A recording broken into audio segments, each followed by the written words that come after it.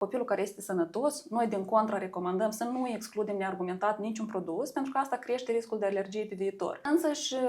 Însăși glutenul, el nu ne ajută la nimic, adică nu are careva proteină, nu este, carne a refuzat-o, peștele refuză și respectiv, într-adevăr, aceste deficite sunt. 70.000 de copii anual fac intoxicație cu suplimente.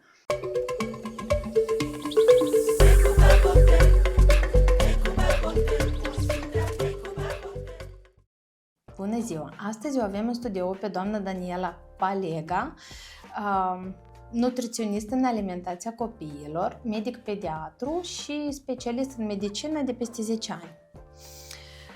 Împreună astăzi vom aborda tema alimentația copiilor. Doamna Daniela, bună ziua! Bună ziua! Cum ați ajuns la titlul nutriționist pediatru?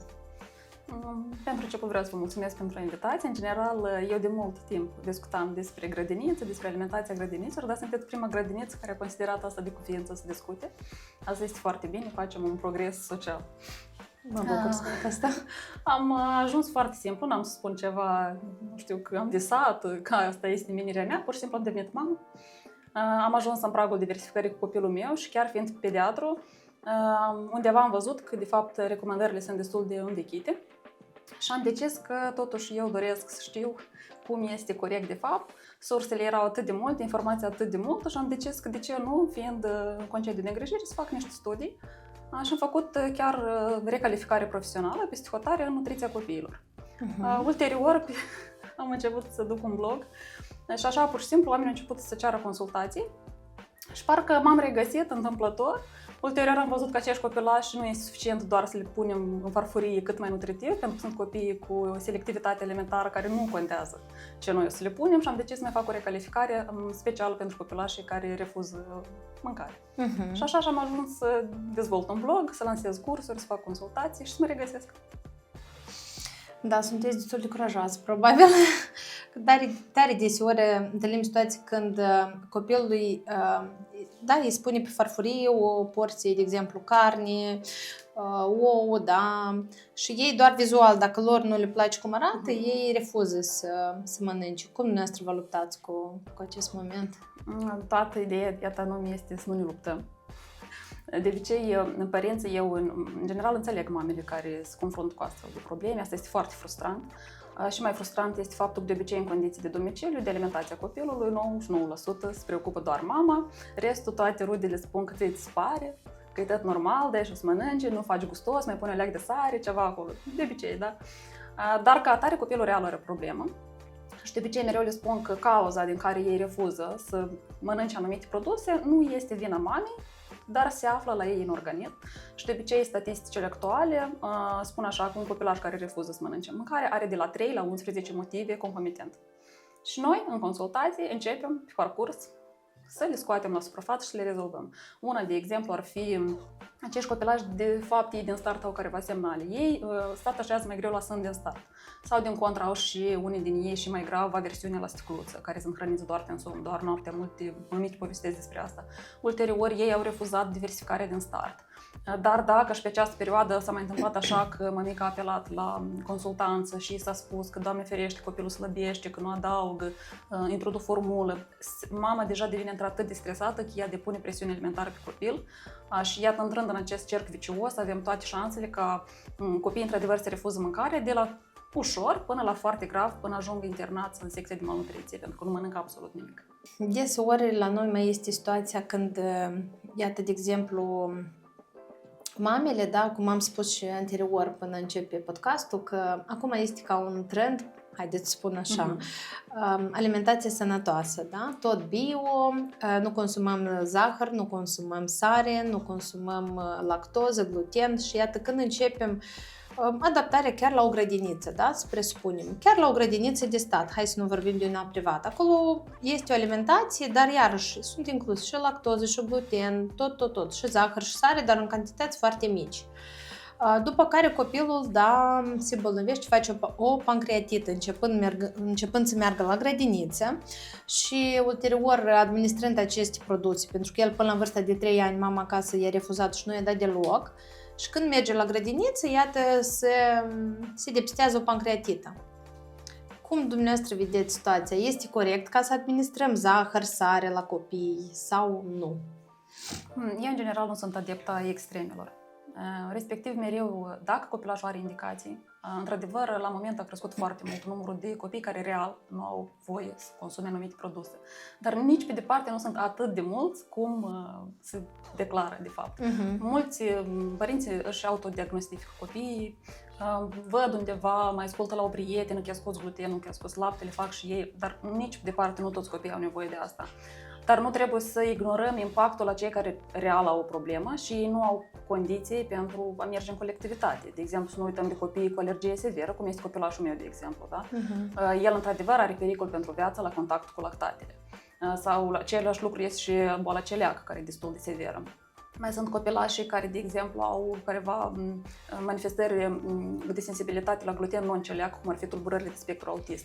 Dar, pe general, copilul care este sănătos, noi, din contră, recomandăm să nu excludem neargumentat niciun produs, pentru că asta crește riscul de alergie pe viitor. Adică, începând diversificarea, ea de aceea își numește diversificare, ca noi să facem cât mai divers, să aibă contact cu mai multe produse, și cu roșu, și cu portocaliu, că am auzit, și cu culorile scot, da? Și cu lactate, și cu gluten, și cu pește, și cu nunci, și cu absolut toți alergenii, pentru că asta face ca copilul să consume din toate și ideea este și de frecvența cu care se dă un anumit produs. Dacă copilul mănâncă doar gluten, pentru că avem și din ăștia care mănâncă doar panificație, doar dulciuri, asta e o problemă. Dar dacă copilul mănâncă o bucățică de carne cu ou, salată și paste, este absolut ok. Adică nu trebuie să mergem în extremele astea și neargumentat să excludem o grupă de alimente, pentru că asta le face deficite nutritive. La ce ne ajută pe noi glutenul, da? Iată, pe copii. De ce unii îl exclud și de ce el ar trebui să fie prezent în viața copilului? Însăși glutenul, el nu ne ajută la nimic, adică nu are careva ceva, dar el nu vine singur, noi nu consumăm glutenul pur, noi consumăm un produs în care mai sunt alte vitamine, minerale, adică ideea este că dă senzația de sațietate, de obicei chiar și aceiași carbohidrați cu asimilare lentă sunt care vor conține gluten, aceleași paste integrale, da? Adică noi luăm produsul, nu trebuie să-l vedem izolat, doar laptele e rău, doar glutenul e rău, doar careva acolo lucruri.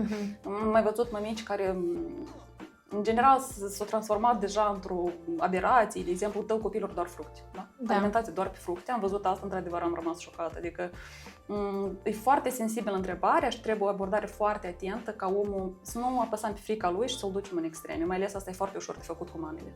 Da, ele, din păcate, noi ca mami, când apare un copil, da, apar și careva frici. Multe frici. Da, să nu-i dăm una sau... Chiar ne-am mai întâlnit cu problema că unele mămici, da, exclud fructele congelate. Adică... Am văzut în rândul, am această întrebare de obicei, ce să facem iarna, pentru că le este frică să cumperi proaspăt. Da. Dar nu știu de ce nu apelează la cele congelate, eu de obicei le recomand mamelor, pentru că, într-adevăr, dacă este o congelare cu șoc termic în plin sezon și mai ales dacă este și un producător local pe teritoriul nostru, care le-a cultivat, este absolut ok, practic sunt la fel de nutritive, sunt foarte ușor. În general, mereu mamelor le recomand să-și gestioneze timpul. Este foarte ușor să iei un produs congelat în porția care ai nevoie, să fie divers. Sunt atâtea opțiuni și legume și fructe, e păcat să nu apelăm la ele. Ele, într-adevăr, sunt practic la fel de nutritive. Aș dori să discutăm despre suplimentele alimentare și vitamine. Spuneți-mi, vă rog, din experiența noastră, care sunt cele mai deficitare vitamine, da, în organismul copilului? Asta iarăși este o temă foarte actuală la moment. Practic, fiecare a doua consultație, am o anchetă înainte de consultație și întrebarea este de ce vă doriți această consultație și prima este ce vitamine să administrezi copilului. Adică nu este despre cum să corectezi regimul, cum să corectezi alimentația ca să fie cât mai nutritivă, dar ce vitamine. Adică din aceste vitamine deja s-a făcut așa un medicament universal care va trata toate problemele și somnul și pofta de mâncare și toate. De fapt, noi avem deficite, într-adevăr, dar este absolut absurd să dăm siropuri, dar să nu corectăm deloc alimentația. Cele mai deficitare e foarte simplu la copii. Acolo este deficitul de fier, acolo este B12, pentru că mulți copii refuză carnea. Da. Acolo este deficitul de vitamina D, adică zincul, care de asemenea vine din nutriția este foarte slabă la copii. Deseori fac și jurnalele alimentare la copilași ca să văd ce mănâncă ei timp de 3-5 zile.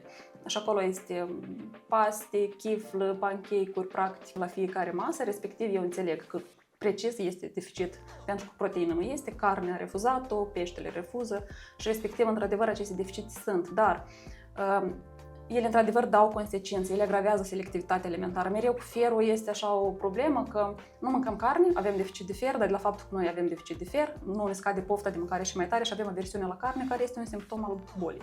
Și respectiv din asta este foarte greu de ieșit. Aici noi trebuie să intervenim cu suplimente. Dacă eu văd în baza analizelor de laborator anumite scăderi, eu știu cum să le monitorizez, eu știu cum să le combin între ele, eu știu care e până la mâncare, care e în timpul mesei, care categoric nu se ia una cu alta, atunci da. Dar când noi pur și simplu apelăm la... Acum am văzut că se oferă diferite scheme, 10-15 toate odată. Adică asta chiar este mie amuzant, dar social asta este foarte trist, pentru că consecințe sunt. Chiar recent am făcut o postare că în America 70.000 de copii anual fac intoxicație cu suplimente. Asta le pune viața în pericol, adică asta nu este o glumă, este hepatită toxică, cu consecințe pentru toată viața. Sfatul meu pentru toți este întâi mereu să ne punem întrebarea cine mi-a spus despre suplimentul ăsta. El a făcut suplimentologie, el cunoaște ceea ce vorbește. Copilul meu într-adevăr are nevoie de asta. Și ce am făcut? Eu să corectez alimentația, pentru că suplimentul nu pot lua toată viața. O să le iau o lună, două, după care revin înapoi la problema mea. Baza este mâncarea, până la urmă. Da, dar iarăși noi nu găsim toate vitaminele în alimentație. Acum, în general, cum tot este, haideți să spun așa, nu este tot bio, păi nu știu dacă este suficient doar din alimentație ca copilul să administreze vitamine. 90% de copii, dacă ei nu au patologie cronică, dacă ei sunt niște copii sănătoși, ei din contra vor absorbi mineralele și vitaminele mai bine de mâncare. Dar noi nu excludem celelalte 10%, că într-adevăr copiii sunt mult mai bolnăvicioși, au probleme de absorpție, au boli cronice digestive și acolo cu siguranță noi intervenim, noi nu lăsăm să ajungem în deficite, noi corectăm din exterior cu suplimente, dacă asta este considerat necesar. Sunt mame care evită vitaminele din motiv că ele spun că da, copilul este alăptat la sân o perioadă mai lungă, chiar sunt mame care alăptează copiii până la 2 ani, haideți, cam așa, da, 1 an și 7, 2 ani. Și ele cumva spun că copilul a luat toate vitaminele, da, din perioada de alăptare. Noi știm că laptele este cel mai benefic produs pe pământ, natura s-a gândit în așa mod. Dar, indiferent dacă mama alăptează sau nu, sunt zone, perioade, când copiii au riscuri de anumite deficite și unii copilași alăptați la sân, într-adevăr, au mai mare risc de a dezvolta anemie prin deficit de fier, de exemplu, la vârsta asta de 4, 5, 6 luni. Dar asta nu subestimează valoarea laptelui nici într-un caz. Laptele nu are doar vitamine și minerale, are mult mai multe funcții, dar ceea ce este aici, iarăși, este extremă. Crezând că laptele acoperă toate necesitățile copilului, să nu le investigăm, să nu vedem că el are careva probleme, asta deja totuși este o extremă. Trebuie să dăm vitamina D chiar dacă este copilașul alăptat, trebuie să monitorizăm fierul chiar dacă el este alăptat și ne mai vorbim că laptele se face din sângele mamei și mama poate și ea însăși să fie în deficite severe și asta trebuie de văzut. Cu ce produse începem diversificarea la bebeluș? Asta este iarăși, un subiect foarte dezbătut. Sunt foarte multe școli, direcții aici, cum de făcut diversificarea la copilaș. Eu totuși cred că depinde foarte mult de mamă. Da. De ce? Pentru că la copil ceea ce o să-i dă, el va primi. Dar depinde foarte mult de mamă ce frice are. De exemplu, același baby led weaning, de exemplu, să hrănim deodată cu bucăți, dar mama este pregătită, pentru că multe mămici ezită să facă asta din propria frică, să nu se înnece, adică este argumentat și eu nu pot să o impun să înceapă așa dacă ea nu este gata. Eu o să-i fac o tranziție lentă, întâi o să trecem vreo 3-4 săptămâni prin piureuri, o să schimbăm consistența, în așa mod că mama liniștită să dea bucățelele. Mai este varianta că multe mămici întreabă care e produsul ideal, care e primul, ce să-i dau. Nu există așa produs, noi putem să dăm orice produs copilului, în afară de, nu știu, chipsuri și diferite chestii. Mai este biscuiți, diferite,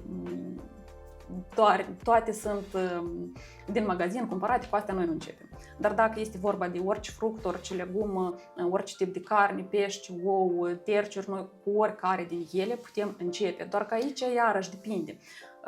Unii copii pot începe cu fructe fără nicio problemă și pe urmă merg toate foarte bine.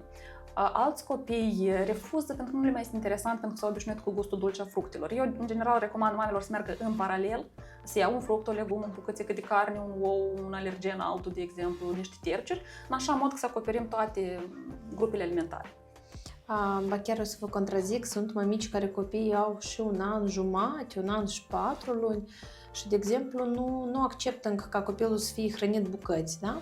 Cumva frica asta încă persistă la dumneiei și după care, da, noi evident că frulăm această supă sau ce n-ar fi acolo. Asta este o problemă foarte mare. Într-adevăr, mulți copii au gag reflexul, mulți, toți au, pur și simplu, toți în diferit grad îl manifestă. Și mamele confundă reflexul gag cu sufocarea. Intră frica asta practic până la panică și într-adevăr amână foarte, foarte mult introducerea bucățelilor. Noi, ca atare, omul are o fereastră.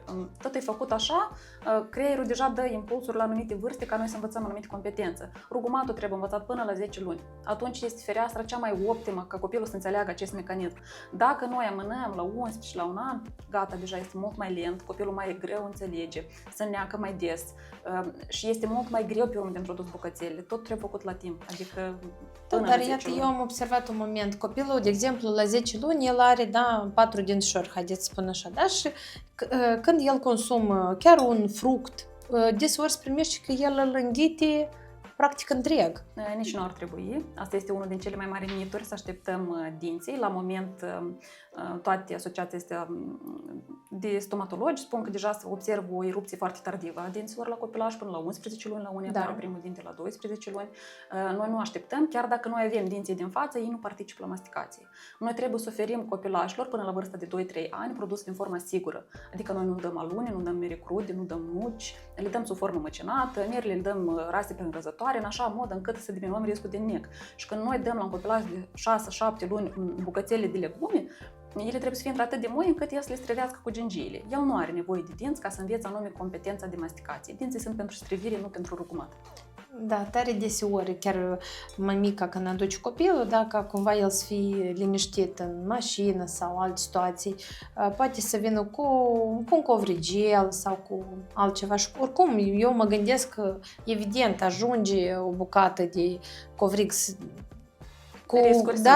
riscuri de asemenea. Pentru că este pesmeț, covrigi, asta tot fac parte din produsele cu risc înalt de sufocare. Eu nu le-aș da și în general în scaunul auto nu trebuie de mâncat, în cărucior nu trebuie de mâncat. Da, dar sunt copii care refuză să meargă în scaunul auto, da, evident, și cumva ca să nu fie sustrași. Tare deseori, chiar mămicile când aduc copiii la creșă, sunt cu scaunul deja în față, încearcă cumva pentru că copiii sunt activi, sunt feriți și mămicile sunt singure și nu pot chiar gestiona așa cum scriu cărțile, adică sunt excepții, clar. Am avut situații când mama a spus că iată, noi nu consumăm carne absolut deloc și suntem împotriva acestui aliment. Ce părere aveți dumneavoastră despre acest fapt? Am consultat mămici care au copii vegani, care și ele sunt. Deci este un moment foarte, foarte delicat. În primul rând, înțeleg că eu ca și specialist, eu am să încerc să-i explic, nu că ea nu are dreptate, dar să-i explic beneficiile cărnii, să-i explic de ce este lipsit copilul atunci când nu consumă carne, dar până la urmă asta este o convingere proprie, care are dreptul să fie, pe care eu o respect. Adică eu nu aș putea să fac mai mult decât să-i spun, uite, în analiză copilașul are deficite, iată de unde ele sunt, pentru că totuși noi avem nevoie de proteine și avem nevoie de aminoacizi esențiali pe care noi îi găsim doar în carne. Noi nu îl vom găsi în plante și nu se vor uni între ei pentru că ele nu știu cum să combine corect proteinele vegetale, respectiv copilajul, neavând aminoacizi esențiali, va ajunge și la deficit proteic și la alte deficite în organism și alte stări care va fi diferența între copilașii vegani și copilașii care mănâncă carne. Dar ce le sugerez eu, dacă totuși convingerea asta este una foarte puternică, să consulte totuși un nutriționist care să echilibreze acest meniu. Ca și în situația voastră, ca și grădiniță, iarăși, adică este un subiect foarte, foarte delicat. Într-adevăr, poate ar fi cazul, nu știu, de discutat, de întrebat de unde se trage această convingere, pentru că am observat că foarte multe mămici nu este o convingere foarte puternică personal, dar au auzit de undeva, ca un trend, pentru că face vecina, pentru că face prietena.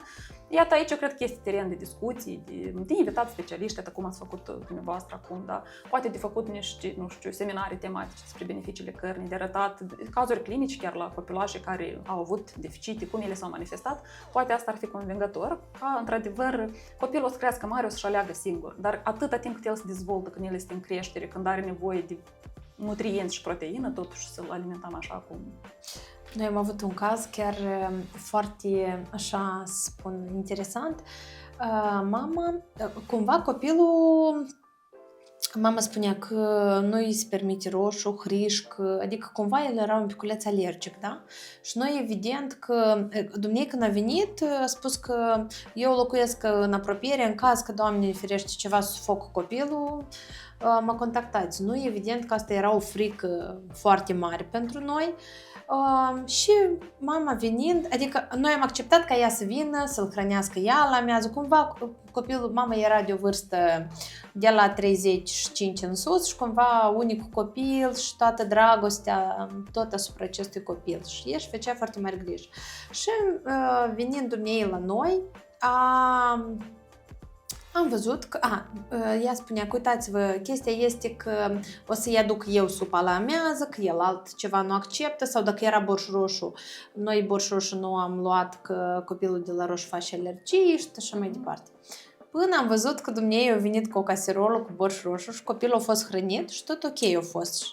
Zic, nu înțeleg. E problema în roșu sau e problema în problema mamei, da? Că ea avea o frică mentală. Și după care, iarăși spunea că hrișcă a consumat odată, a avut alergie. După care zice că haideți să încercăm să vedem, o să o mănânce. Și până la urmă s-a depistat copilul nu avea nici alergie la hrișcă, nici la borș roșu, absolut la nimic. Adică copilul era perfect sănătos, dar că mama avea fricile acestea, nu știu din ce motiv. Și copilul a început să consume toate alimentele. Dar treptat, până mama s-a convins. De fapt, de relația mamei cu mâncarea și convingerile mamei foarte mult influențează relația copilului cu mâncarea. Practic, ei construiește relația cu mâncarea.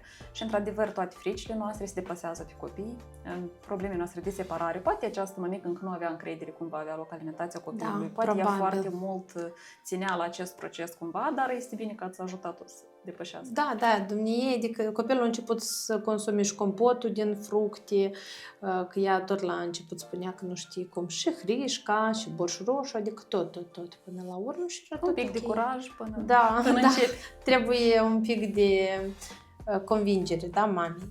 Deseori noi avem, din păcate, haideți să spun așa, avem situații când sunt copii cu autism, da, cu dezvoltare, cu întârziere în dezvoltare.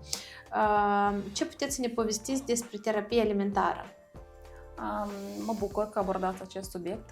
Cât mai mulți părinți trebuie să cunoască că nu trebuie să acceptăm așa de simplu un anumit verdict, gen este copilaș cu tulburare de spectru autist și el mănâncă doar 2 produse și asta este tot ce ar putea el să facă. Sau acești copilași mănâncă anumite culori sau foarte mult poți să mănânce același produs toată ziua și mâine și poi mâine, adică ei au aceste nuanțe, dar și aici se poate ceva de făcut.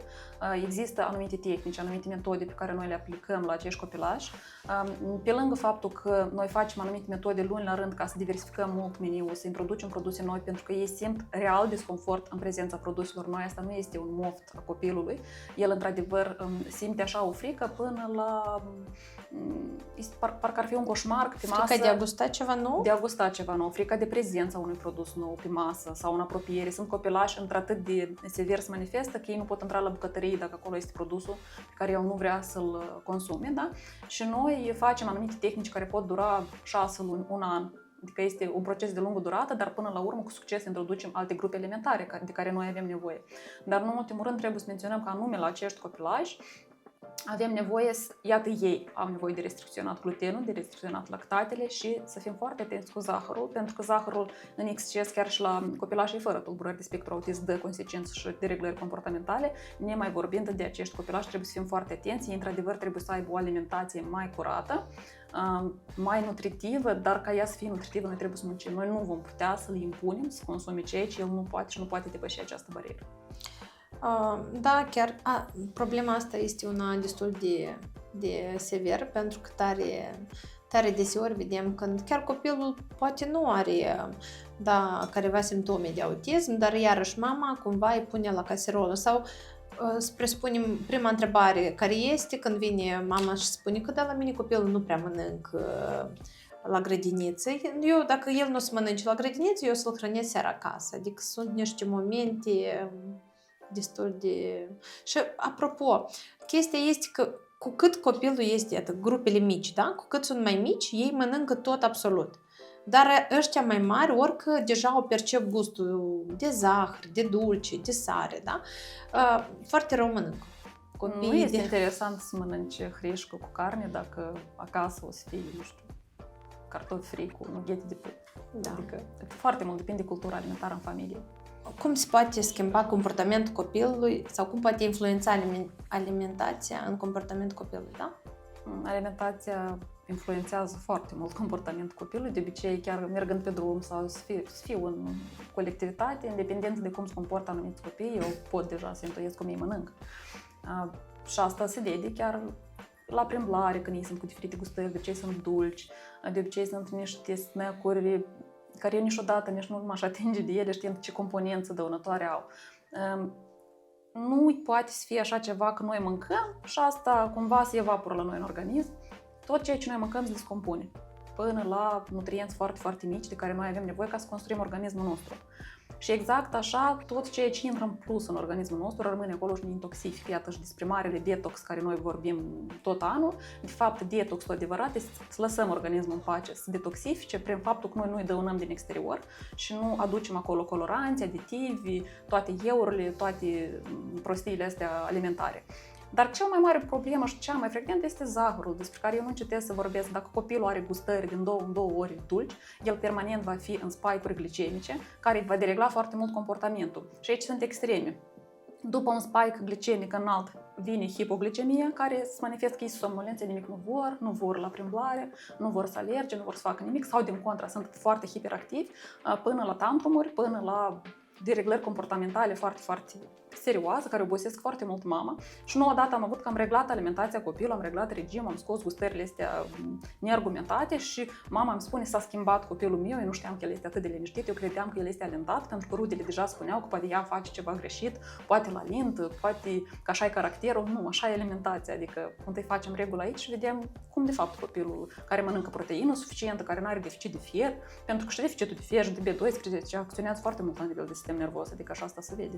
Poate copilul vostru nu e alentat, poate el mănâncă greșit. Ce sfaturi ați putea să ne dați? Care ar fi un meniu? Ce ar trebui să includă un meniu sănătos, da? Pentru grădinițele din Republica Moldova? Cum vedeți dumneavoastră un meniu? Chiar recent, 2 luni în urmă, eram la mine în blog și pur și simplu o mămică mi-a trimis un meniu și eu deja am zis să întreb și alte mămici cum mănâncă copiilor la grădiniță. Într-adevăr, lasă de dorit unele grădinițe, adică este slab nutritiv din considerentul că este foarte mult lapte, este foarte mult zahăr, care este chiar scris. În ceai s-a adăugat zahăr, de exemplu, mult, sau și dimineața și seara și gustările cu zahăr și foarte puțină proteină. Adică am văzut grădinițe care niciodată nu au dat pește timp de o săptămână, de exemplu, niciodată au dat cărniță în fiecare zi, dar iarăși copilul poate și nu mănânce și cu ce rămâne el pe parcursul întregii zile. Dar ideea care este că eu înțeleg perspectiva grădiniților și eu înțeleg cât de greu este să atingă necesitățile la toți copiii. Ei astăzi sunt atât de variați, atât de diferiți. Cineva este cu intoleranță adevărată, da. Cineva este cu alergie, cineva are dereglări comportamentale careva cu alimentația, mă refer, și le pur și simplu ignoră anumite produse și nu le consumă, chiar dacă ele sunt benefice și ele sunt în meniu. Ideal, desigur, că este individualizat, doar că eu nu știu cât asta de realizabil, adică cât de realizabil ar fi asta. Ideal ar fi ca acești copilași care au totuși careva probleme severe cu alimentația, dacă grădinița nu poate aprovisiona acest copil cu un meniu special, să fie măcar permisiunea ca părintele singur să se preocupe de alimentația copilului, doar că iarăși este în colectivitate, cum își servește alt copil, da. Cum a fost preparat, dacă nu este chiar și tehnica asta de pregătire, de profilaxie infecțiilor. Deci este un moment foarte sensibil, foarte complicat. Ceea ce eu aș sugera este ca măcar să fie după metoda farfuriei, după metoda când la fiecare masă copilul are proteină, la fiecare masă copilul are grăsimi sănătoase și fibre. Pentru că am văzut multe meniuri care nu este asta, adică nu este proteină, chiar și același ușor fiert ar putea fi de adăugat dimineața, de exemplu. Da. Pentru că la multe grădinițe am văzut terci din greș cu lapte. Deci asta este carbohidrat și cu zahăr. Și normal că după mic dejun copiii vor fi agitați, vor fi foarte greu de gestionat de către educător, adică adăugăm un pic de proteină, dar poate și un linguriț de unt, să mai fie și niște grăsimi acolo, ca să nu fie așa spike-urile astea glicemice înalte. La gustări, de asemenea, văd pur și simplu foame.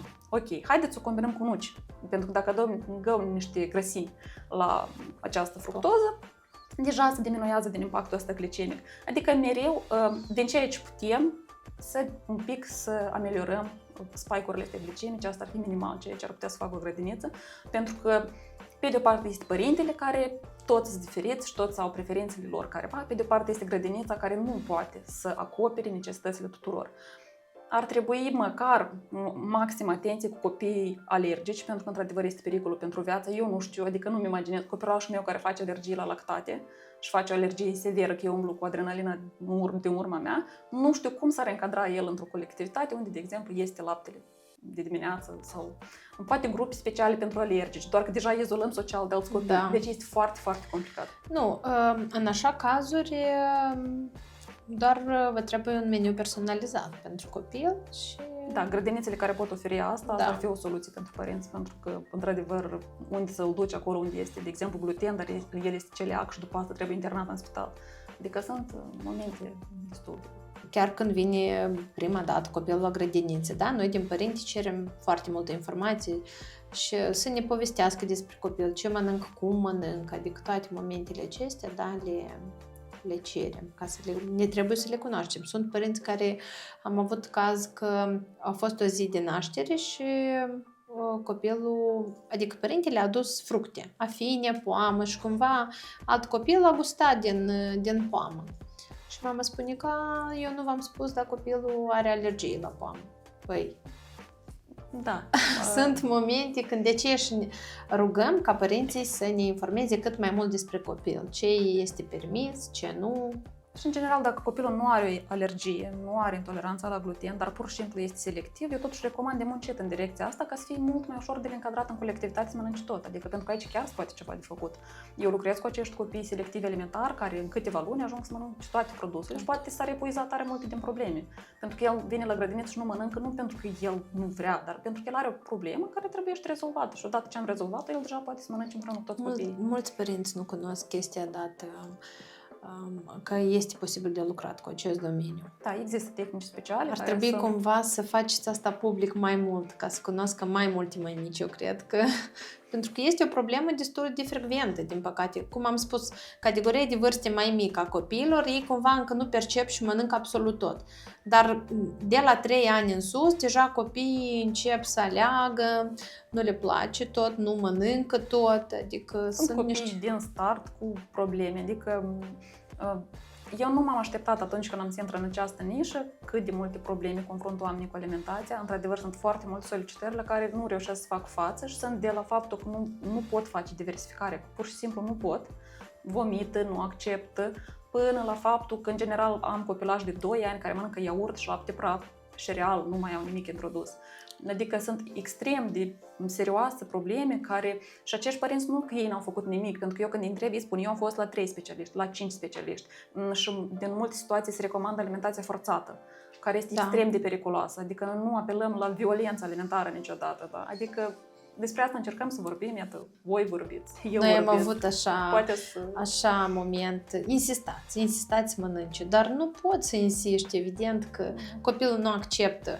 Noi ca maturi, când nu ți-e foame și uite, insistă sau nu-ți place un produs și insistă ca tu să mănânci, evident că... Scopul alimentației este ca noi să mâncăm conștient, ca copilul să vrea să mănânce natural, să-i placă mâncarea, să înțeleagă că el mănâncă, pentru că de obicei când stăm cu lingurița, doar noi și îl hrănim și noi dăm voie cu nimic să pună mâna, copilul nu înțelege ce înseamnă procesul de a te hrăni și nici nu o să înțeleagă niciodată. Pentru că el știe că asta face mama, că asta face atâta cât ea consideră, eu pur și simplu deschid gura, pe urmă eu o închid și nu vreau să mănânc, dar eu sunt continuu forțat și să ajunge cu copilul, deja plânge doar când vede scaunul de bucătărie. Da. Și asta iarăși trebuie să scoatem. Este un proces de lungă durată, de dorit să nu ajungem aici. Până la ce vârstă sunteți de părere că copilul trebuie să fie alăptat cu formula? Foarte mult depinde de cât de variat este meniul zilnic. Pentru că la unii copii chiar deloc nu recomand mamelor să scoată formula, că asta este perna noastră de siguranță, pentru că el mănâncă doar iaurt cu afine, de exemplu. Întâi vom introduce multe produse noi, pe urmă vom scoate lăpticul treptat. Dar sunt copilași care și la 11 luni deja mănâncă extrem de bine și nu mai este sens în acel lapte praf. Noi avem, copii chiar care au 2 ani, 3 ani și din păcate la somn, iată, dorm cu sticluța. Și mai este problema de regim. în care nimeni nu crede. Acum, în general, s-a luat așa o modă de haos, de libertate a copilului să facă absolut tot ce vrea, de parcă se confundă lucrurile, ce înseamnă de fapt regim, ce înseamnă că asta este benefic pentru copil și ce înseamnă haos. Pentru că copilul are nevoie de alimentație la anumite ore, de somn calitativ la anumite ore, alimentația să fie nu haotic, pentru că de obicei când fac jurnalele astea alimentare, lapte praf, gustare, iar lapte praf, iar gustare și masa de bază unde este carne, unde este ou, este refuzat și este logic. Copilul până acum deja a avut 5-6 lapte, nuci, biscuiți, el nu o să mănânce la amiază supa sau ce oferim noi. Și mama este frustrată de ce el nu mănâncă nimic. El mănâncă, doar că altfel. Eu probabil mă gândesc că deseori ați avut chestia că iată la mine copilul mănâncă doar dacă îi pun ecranul în față. Cum vă luptați cu acest moment? Ce sfaturi dați părinților? În primul rând, în această situație, eu recomand mamei să apeleze după ajutor. Să mai implice un părinte în îngrijirea copilului, pentru că mama a dat ecrane nu pentru că ea consideră că acolo e interesant și că asta e benefic pentru copii. Mama foarte bine înțelege că asta nu este bine, dar ea este într-atât de epuizată, într-atât de obosită, într-atât de frustrată, că nu face față lucrurilor, că ea apelează la aceste ecrane pentru 10 minute de liniște sau pentru faptul că măcar așa să-l hrănesc, pentru că nimărui din exterior nu-i pasă. Primul lucru este un pic să descărcăm mama de toate grijile pe care le are cotidiene. În al doilea rând, eu explic mamei că chiar dacă ți este foarte greu, pe termen lung se poate ajunge la faptul că copilul nici cu ecrane nu va mânca. Și într-adevăr sunt deja cazuri depășite unde mama spune înainte măcar cu desene animate mânca, acum nici cu ele nu mai mănâncă. De obicei, ecranele, mamele mă întreabă cum să le scot, pentru că ele iarăși nu vor să fac față la frustrarea asta și de obicei asta se soldează cu tantrumuri, cu isterii. Da. Sunt două opțiuni. Este opțiunea, odată l-am scos și el nu mai este. Și dacă mama a spus că ecran nu va mai fi, înseamnă că nici mama nu stă la masă și face scroll pe Instagram. Copilul trebuie să înțeleagă că regulile în familie sunt pentru toți, pentru că el este membru al familiei care este demn de respect. Nu ții, nu ți poate, dar nu la toți ne poate sau la copiii mai mari. Am scos ecranele, am trecut prin această frustrare timp de o zi. Scoaterea ecranelor, vreau să fie atenționarea asta, nu este o traumă psihologică. Asta nu este ablactarea expres. Asta este pur și simplu, eu nu mai dau ecrane ca și cum nu ți-aș da o jucărie sau ca și cum tu ai vrea să sari de la balcon și nu-ți dau voie. Este pur și simplu un pericol pe termen lung pentru dezvoltarea cognitivă, este riscul de sufocare la masă foarte mare, copilașul se uită în ecran, nu se concentrează pe deglutiție și se poate produce acest înnec. Adică este real pericol, eu asta explic și de obicei este foarte efectiv și mamele scot ecranele din primă. Dar sunt mai slab curajoase, da? Care întâi începem cu faptul că dăm volumul mai încet. Pe urmă, dacă până acum ecranul era în față, acum o punem în sus, de exemplu, ca copilul să nu aibă acces așa ușor, dăm volumul mai încet sau putem înlocui ecranele cu o jucărie cu care copilul se stragă, dar iarăși nu este cea mai efectivă calea asta, doar pentru cei mai puțin curajoși. Da.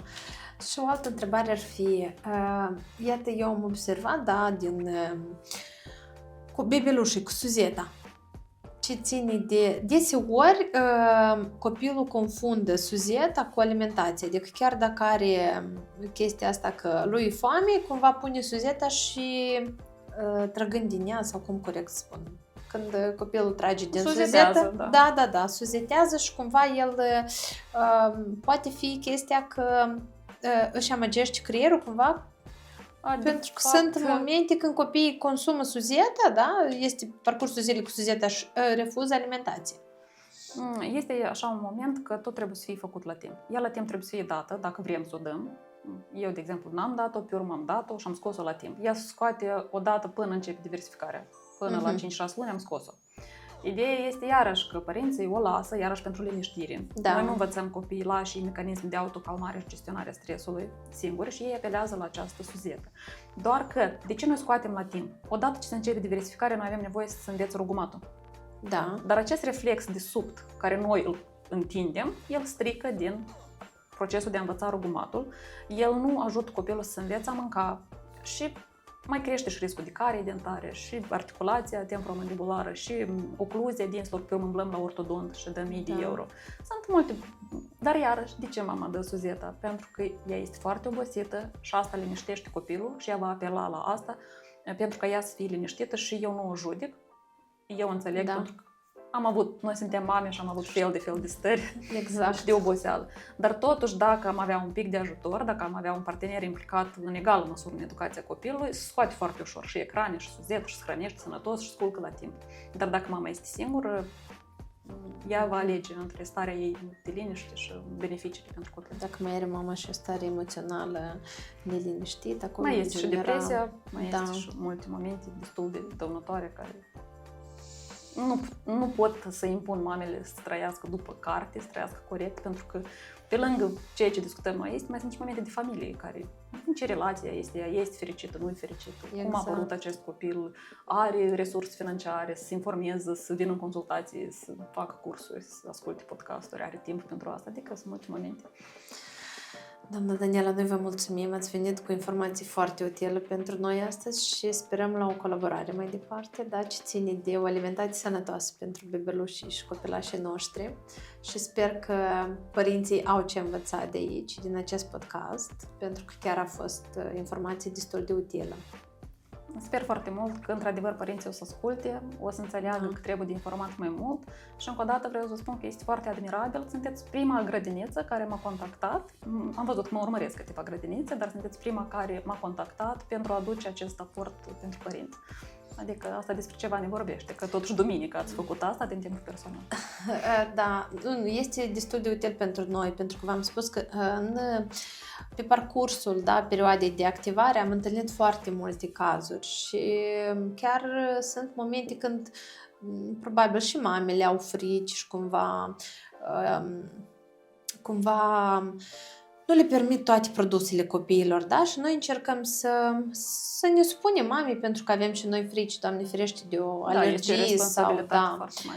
Și sunt situații când copilul chiar nu acceptă orice alimentație, tot ce punem noi pe farfurie, el nu acceptă. Adică este ceva. Ceva se întâmplă și trebuie despre asta de vorbit. Da, noi vă mulțumim foarte mult. Mulțumesc.